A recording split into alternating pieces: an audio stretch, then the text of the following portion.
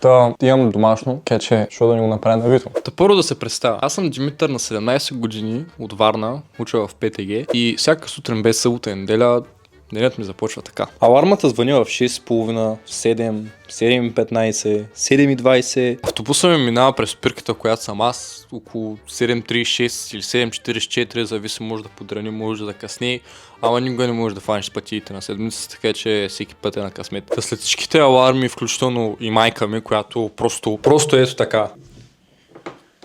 Няма ли да ставаме, 7:30, пак ще закъснеш, пак ще си изтървиш автобуса. Няма ли да закусваш, няма ли да ставаш вече. Каквото и твоето олимпийското спокойствие направо. Да, с всичките тия аларми ставам към 7:30, 7:30 и нещо, някой път подранявам, 7:28 ставам, а той няма значение. Та след като издразним половината учители с Дария, Сивелин и Жокера, става време да се прибирам, обаче, както знаем вече, седмицата е пълен буклук. Какво обичам? Обичам приятелката си, обичам семейството си, обичам работата си, обичам факта, че нашите са купили мялна. Защото сега като си изпия сокчето от тая чаша, после ще сложа вътре и ще си я измий, без да си мърдам пръста. Мразя хора с много голямо его, които мислят само за себе си. Мразя факта, че трябва да си измия чашата, защото няма как да пусна мялната за една чаша. Мразя, че не съм на фокус в момента. Мразя, че обектива е твърде голям и стоя на криво. Трябва да справяме и в такива трудни ситуации, затова аз какво правя? Идвам в стаята си, пускам си PlayStation, слагам слушалките и си лягам да цъкам. А в свободното си време гледам да излизам, по някакъв път обработвам някакви видеа за клиенти,